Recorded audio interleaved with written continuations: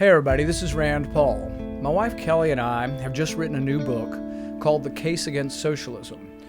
We decided after many long conversations at the kitchen table that we had to do something, that this is one of the most important issues that we should be spending our time on. Why?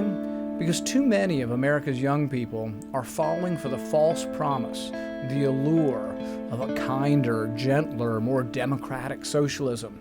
But the promise of a better, more fair and just world under socialism is dangerous. It's a lie. In practice, the story of socialism is a story of evil that inevitably and inexorably leads to poverty, starvation, and ultimately violence. Socialism is a story of the continued false allure and sophistry of an evil that has killed millions of people and even today threatens a new generation of the naive. It's a story of an evil well documented and yet still somehow enticing even in America. How is this possible? We certainly can blame empty, feel-good political promises, but the real culprit is our education system and the ideas taught on college campuses, or more accurately, what's not taught. Young people don't learn about the body count under Mao's brutal experiment in socialism.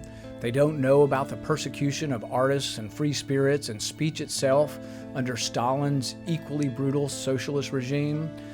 Do they know that even today, starving Venezuelans have had to resort to eating their families' beloved pets just to survive for another day? Well, our book, The Case Against Socialism, tells those stories. We recount the history. We explain why it is that socialism always devolves into violence and political oppression.